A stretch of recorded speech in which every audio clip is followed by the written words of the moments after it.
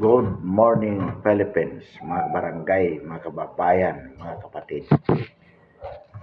Bigyan po natin ng reaksyon itong napanood po natin sa balita kung saan isang di umanong political analyst ang na-interview tungkol sa ginanap kamakailan na pre-trial sa kaso ni PRRD sa ICC. Ang sabi niya, malabnaw daw ang depensa ni PRRD. Samantalang ang prosecution ay malakas ang mga ebidensya. Ang sabi pa nga niya, ang ginawa daw ni Atty. Koopman ay inulit lamang ang mga sinasabi ng mga DDS. Sabi niya, parang hindi abogado si Atty. Koopman. Ang mahal ng bayad sa kanya ay gawin naman niya ang kanyang homework bilang abogado. So, mga kabarangay, mga kababayan, mga kapatid, ano po ang ating masasabi tungkol dito? Well, una po, ang kaso ni PRRD is a criminal case as distinguished from a civil and or administrative case. So, it is governed principally by criminal law principles. Ano po ba ang criminal law principles?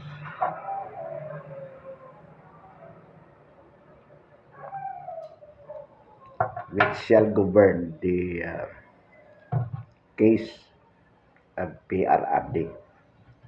Well, number one principle in criminal law is that the accused is presumed innocent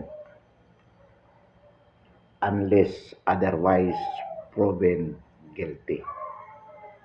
It is embodied in the Constitution that a Filipino's accused is presumed innocent.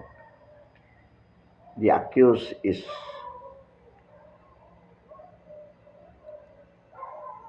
not bound, legally speaking, to prove his innocence, because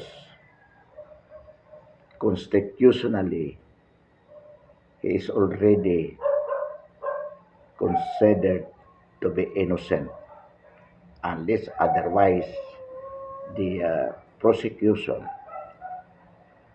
prove beyond the reasonable doubt the guilt of the accused. Therefore, number two principle, it is for the prosecution to prove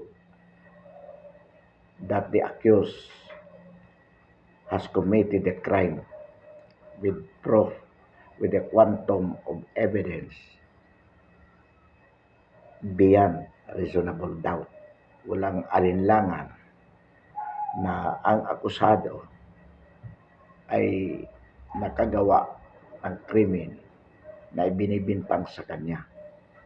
Kailangan mapatunayan yan ng prosecution. Kung hindi niya mapatunayan, if he could not prove with such proof beyond reasonable doubt that the accused is guilty of the crime charged against him, then the accused must be acquitted. Therefore, yung sinasabi ng political analyst na malabnaw ang depensa ni PRRD is kumbaga out of order, dahil hindi po trabaho ni PRRD na patunayan na siya ay inosente. Because constitutionally, he is already presumed innocent. It is for the prosecution to prove that indeed PRRD is guilty of the crime charged against him. That is crime against humanity. So,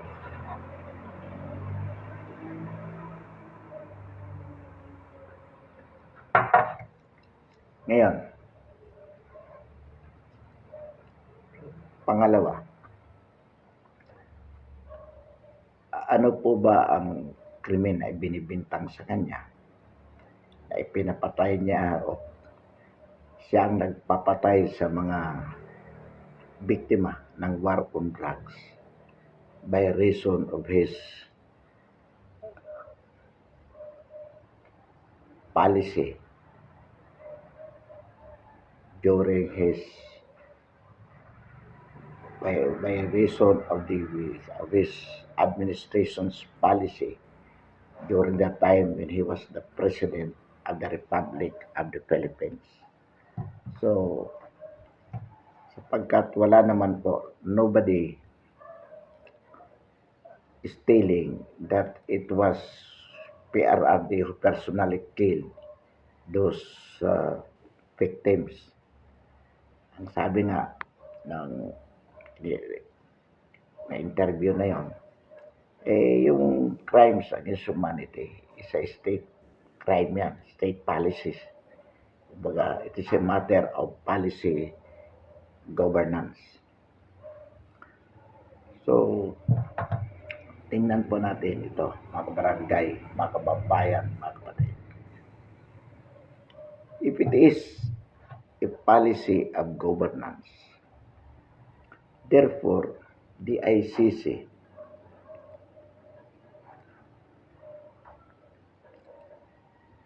cannot interfere, cannot question, has no jurisdiction to question that policy of governance. Otherwise, it will constitute as an interference by the ICC of the internal affairs of the Republic of the Philippines. That is an encroachment into our sovereignty. The Philippines is a sovereign country. Hindi pwedeng questionin ng ibang bansa o ng anumang international entity ang paraan ng pamamalakad ng isang presidente sa kanyang bansa. That country being a sovereign country. So, sa makatuwid, ito ay panghihimasok ng ICC sa mga patakaran ng ating bansa na kung titingnan po natin, dapat ay kinukonsidera natin na illegal. Pero kung sasabihin natin, kasi that is a crime against humanity na dapat tingnan ng ibang bansa. Pagka ganun po, so ibig sabihin, hinahayaan nating pakialaman ng ibang bansa ang pamalamalakad sa ating pamahalaan, which cannot be. Kung sa punto po na it is by reason of a treaty obligation, ano po ang kumbaga masasabi natin dito? Una,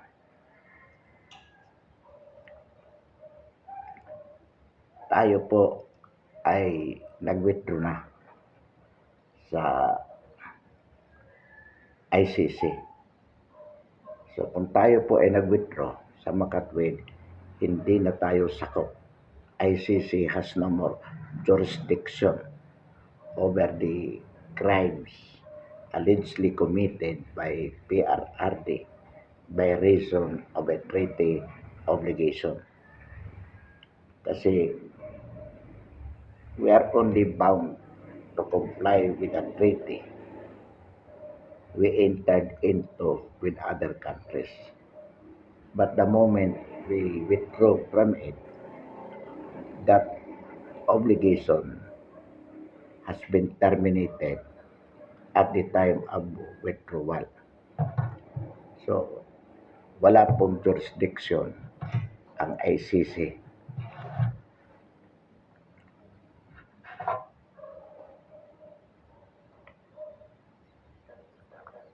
Walang jurisdiction ang ICC over the crime of PRRD. Although may sinasabi sila na hindi kasi the crimes committed,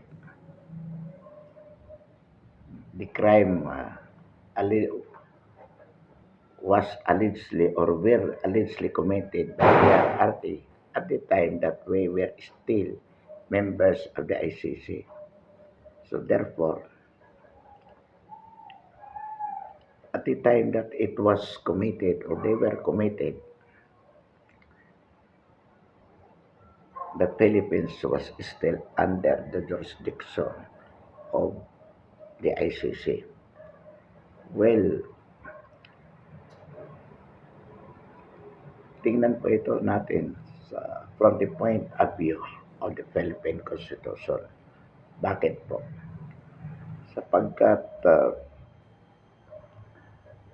any treaty obligation or any treaty under which we have obligation can be considered valid only if the treaty is not violative of the Philippine Constitution. Under the Philippine Constitution, no person shall be arrested without a warrant of arrest issued by the Philippine court. So, assuming there was a warrant of arrest issued by the ICC, that warrant is definitely void ab initio because under the Constitution, Philippine Constitution, only Philippine court can issue a warrant of arrest. Alam po naman natin na si PRRD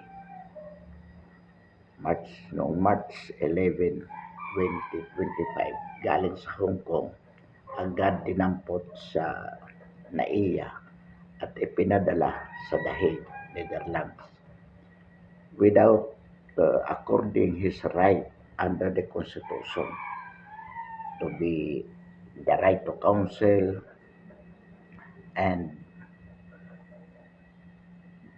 his right to be arrested with a warrant of arrest issued by the Philippine court. Ang nabalitaan lang natin noon, mayroon daw warrant of arrest na ipinadaan sa Interpol. Sa Interpol, nasabi nga natin, ang ICC is not a Philippine court. Therefore, under the Philippine Constitution, it cannot issue a valid warrant of arrest. And even under the ICC rules, may natatandaan po tayo, binanggit ito ng isang vlogger at nabasa natin, ipinost niya. Kung hindi tayo nagkakamali, under Article 57 ng Statute of Rome, sinasabi doon that any person arrested, the context, hindi, not actually the wording, pero the context of that article, as we remember, says that any person arrested by virtue of a warrant of arrest issued by the ICC, kailangan i-process din bago sa ipadala sa ICC. kailangan dalhin siya sa local court. Meaning, assuming there was a warrant of arrest issued by the ICC for the arrest of PRRD, dapat bago siya dalhin sa dahig, submit muna siya sa Philippine court, which did not happen with PRRD. So in other words, nakikita po natin that there was a violation already of the ICC rules and the Philippine Constitution.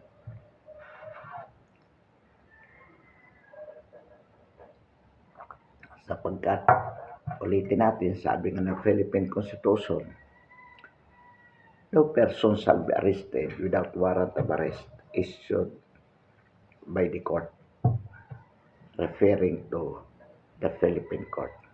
Therefore, any warrant of arrest to be issued by the ICC, not being a Philippine court, should pass through the Philippine court, the local court, for determination in consonance with or in compliance with the Philippine Constitution. Any warrant of arrest issued by the ICC, assuming there was a warrant issued against PRRD, should bear the imprimatur of the Philippine court for it to be valid. In fact, kung maalala po natin, kahit sa ilalim ng ating extradition treaty,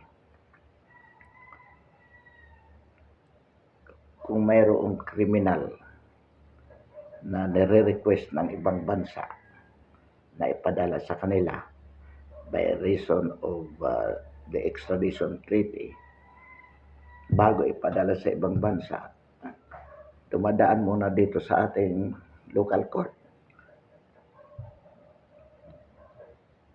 Kung titingnan kung yung warrant of arrest na inisyo ng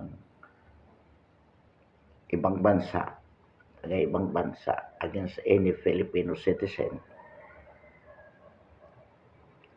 is valid only then pag galing na sa korte, meron ng determination from the Philippine court na okay yung request by other country by reason of the extradition treaty, only then na ipinadadala yung accused. Naalala po natin, may isang kaso dito yung tungkol sa isang Jimenez na ni-request ng Amerika na ipadala sa kanila. Nakalimutan ko lang yung first name, no? Pero natatandaan ko yung Jimenez. Bago siya na ipadala sa ibang bansa in consonance with the treaty we entered into with the US, yung tao na yon, Jimenez, dinimanda din o dito sa ating local courts, for the local court, Philippine court, to determine whether the issuance of the said warrant or request by other country is proper in consonance with the extradition treaty.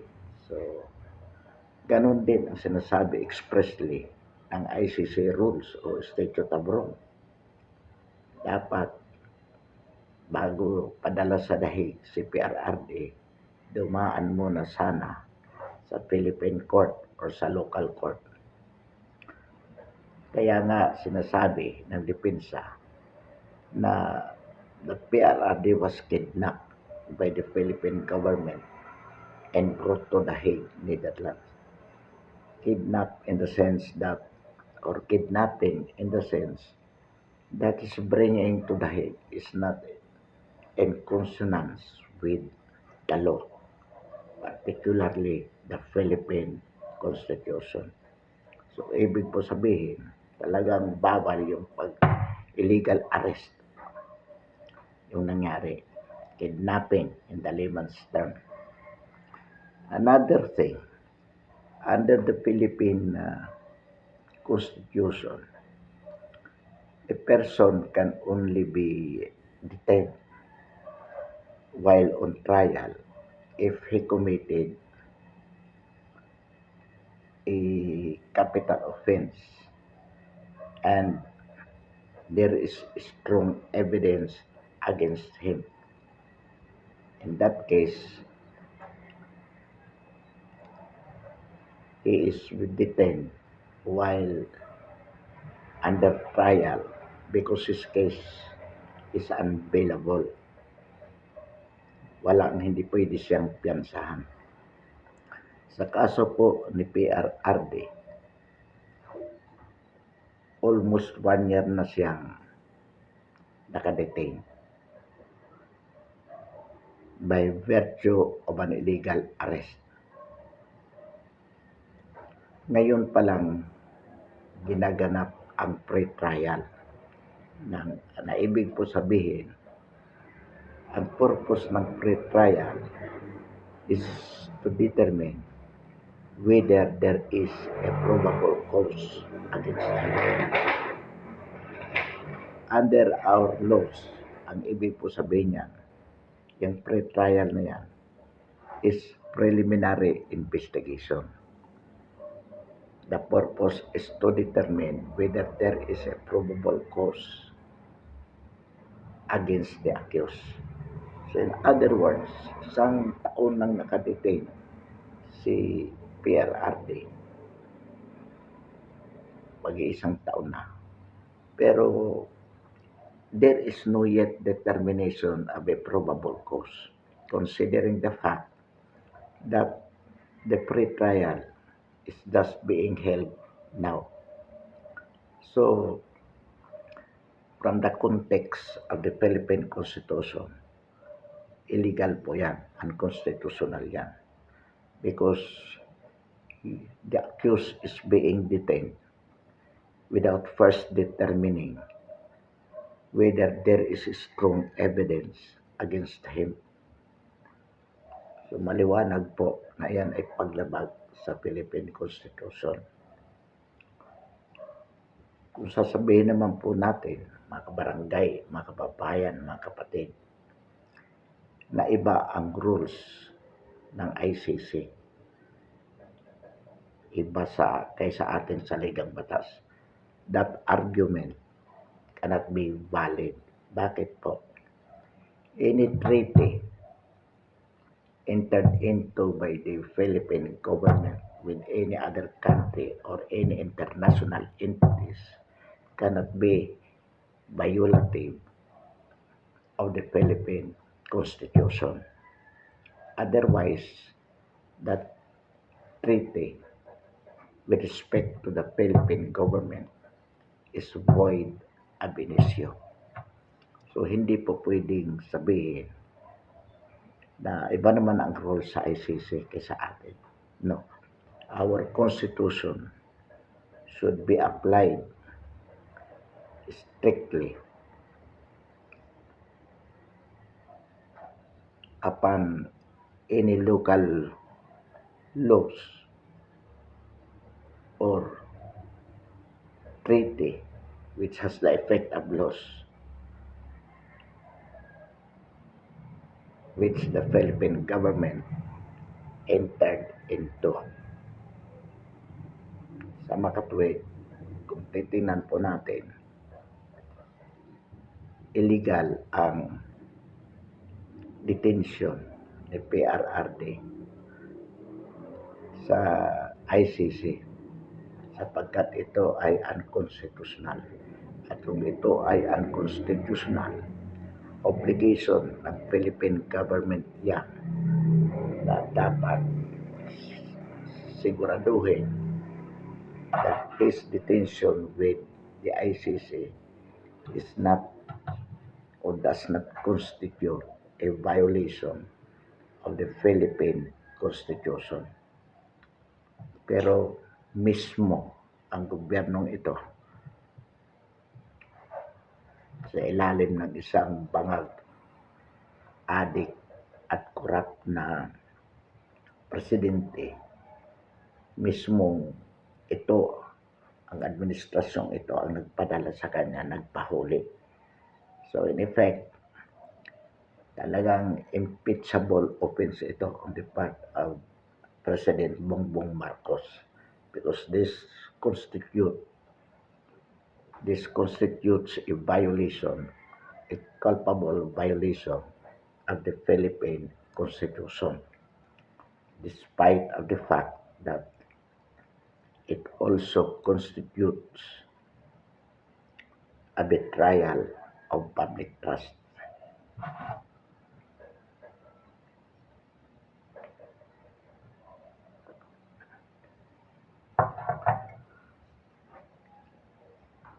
Ngayon mga kabarangay, mga kababayan, mga kapatid, balikan po natin yung sinasabi kanina ng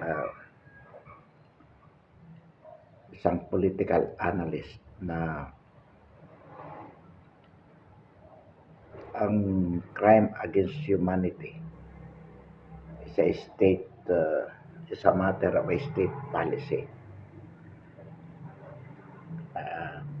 Base sa mga pronouncement ni Pierre Arde, patayin yung mga drug users at drug posers.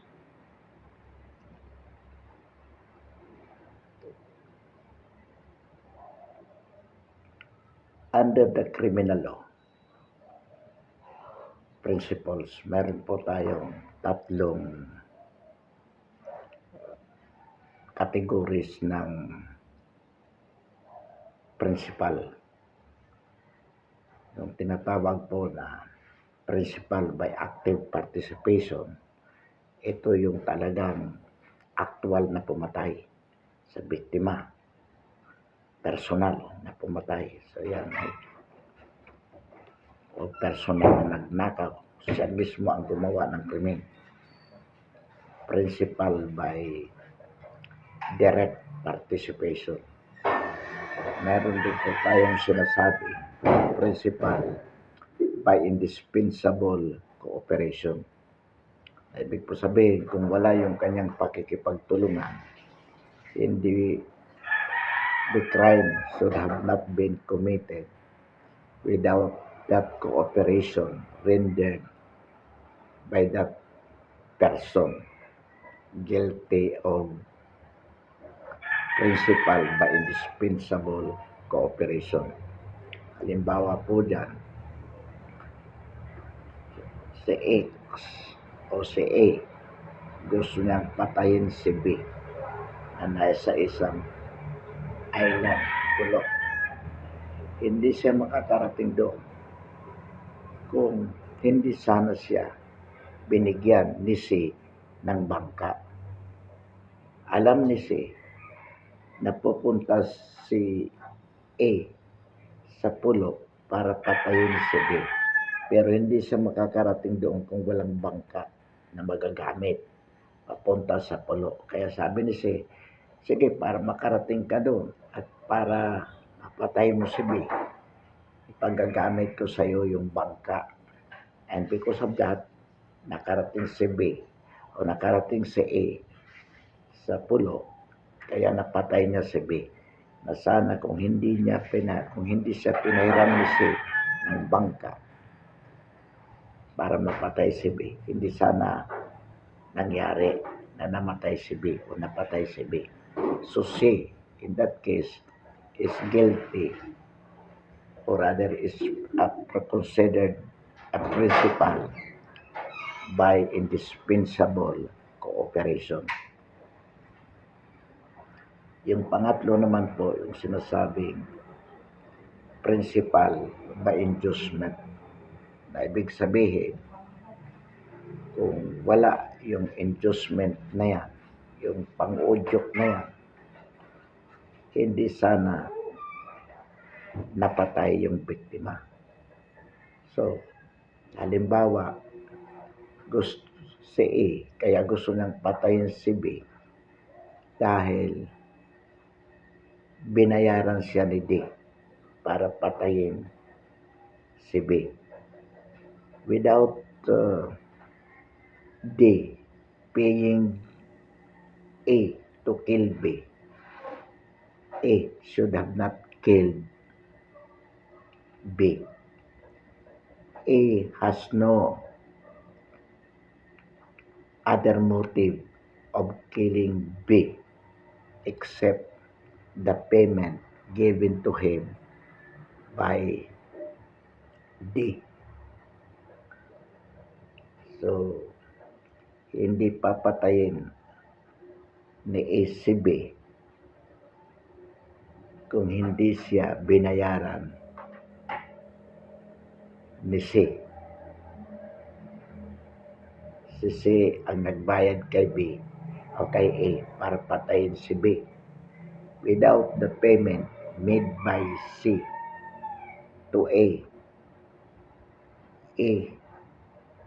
should have not killed B. So, in this example, C is guilty by inducement, as a principal by inducement. So, dito, ang ibig sabihin, because nobody is testifying that it was PRRD who really personally killed those alleged victims of war on drugs. Si PRRD is being accused as principal by inducement. Ibig sabihin, without his order for to the police to kill the drug pushers or users, the police could have not killed those victims. Yan po ang ibig sabihin. So, pero dito po, kailangan patunayan ng prosecution yung specific intent ni PRRD na ipapatay yung mga sinasabing biktima. Take note na yung sinasabing inducement should be specific. Pero yung sinasabi niyan ng prosecution dito, general policy yan ni PRRD na patayin yung mga addict at mga pushers. Hindi po. Sapagkat alam po naman natin na si PRRD ay isang abogado. So alam na yun. Kailangan wala siyang, hindi kung may napatay man in consonance with war on drugs, hindi niya kilala kung sino yun. So, yung specific intent to kill the alleged victims of the war on drugs is negative. Pangalawa, under the principle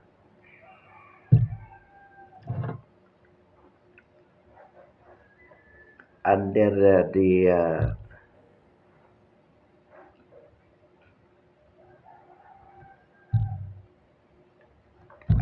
the principle of criminal law,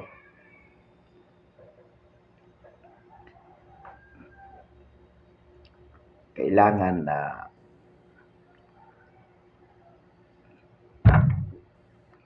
sabi nga natin, yung kung ano ang sinabi niya, yun lang dapat ang naging dahilan kung bakit pinatay o namatay yung biktima.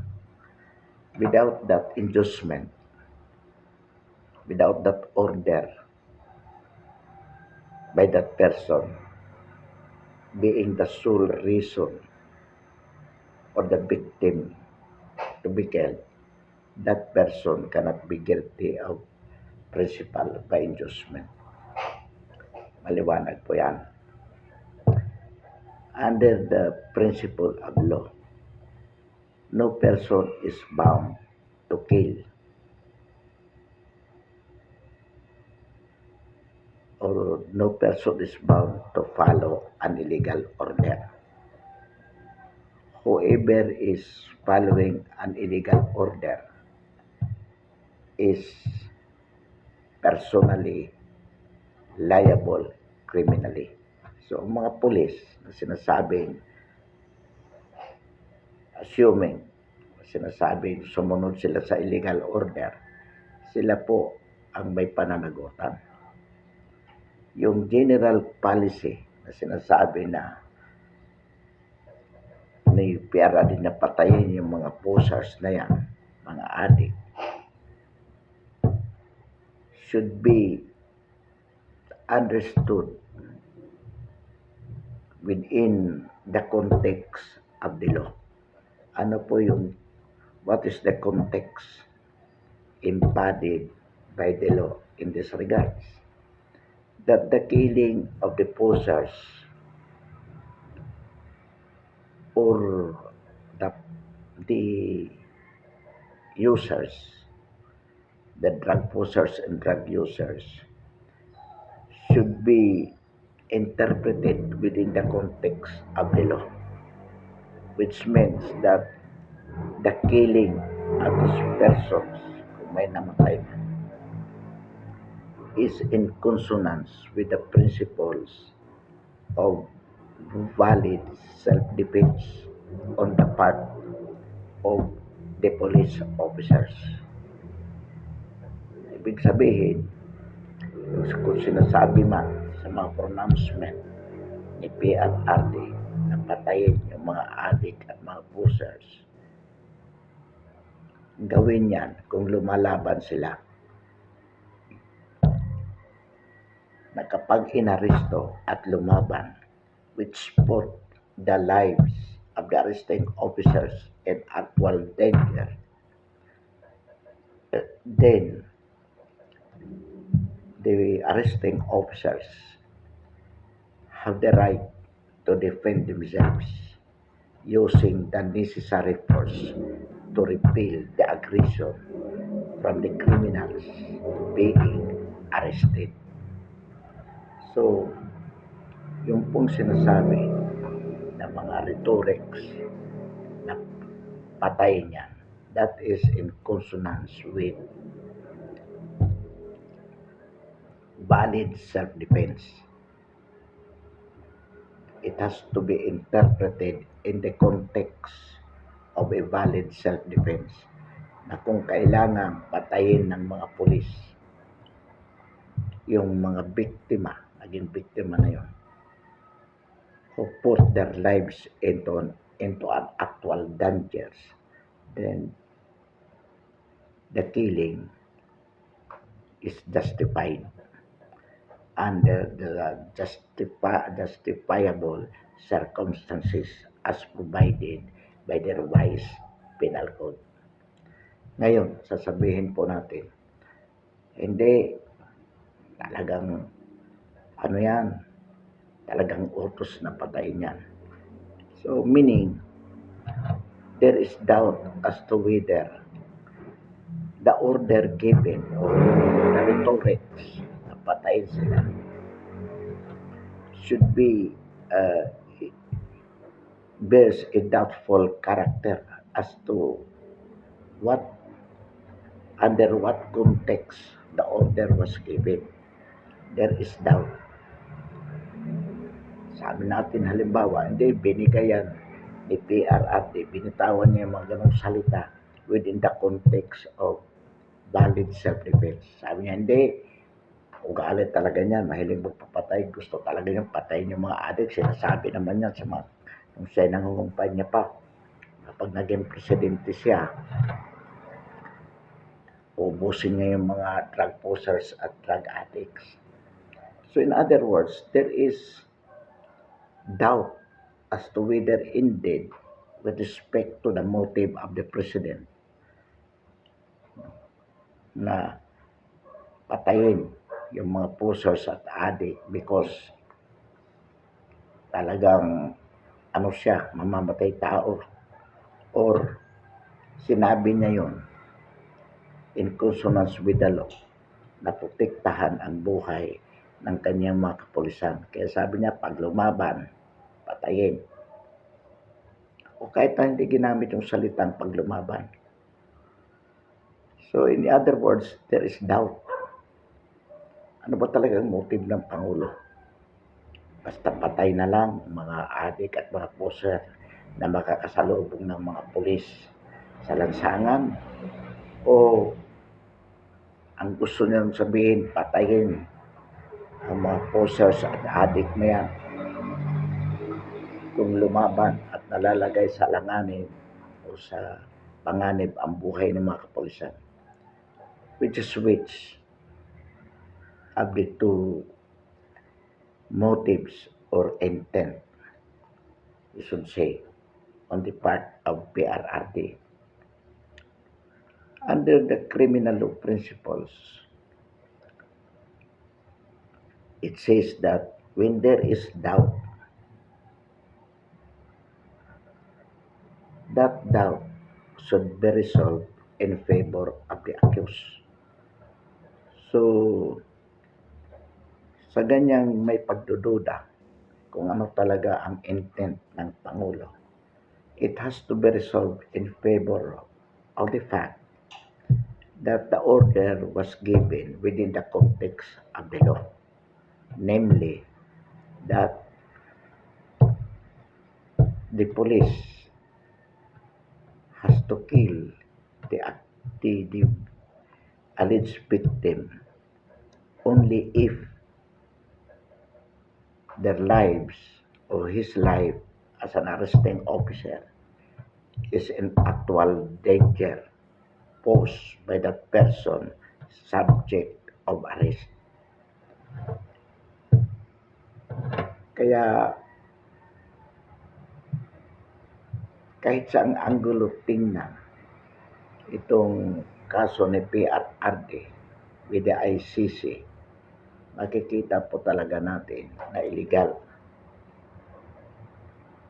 and unconstitutional. That being the case, PRRD should be acquitted.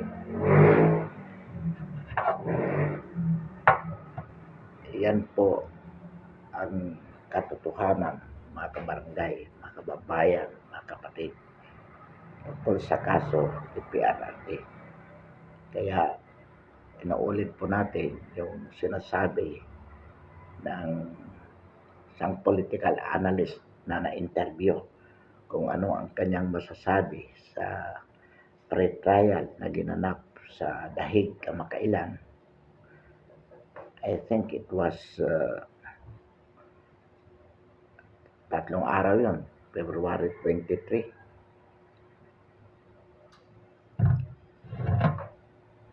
Ang sabi niya, malabnaw.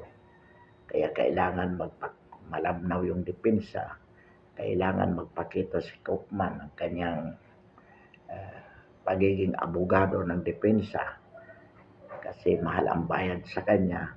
Inaulit po natin, mga kabarangay, mga kababayan, mga kapatid, that PRRD has no obligation to prove his innocence because constitutionally he is presumed innocent unless otherwise proven guilty.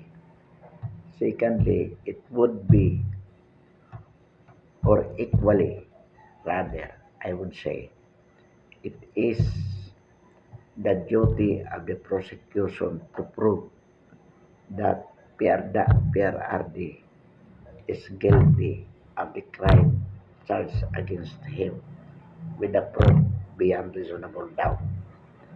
At in consonance with this, the general policy of governance cannot be considered as a valid ground to convict him being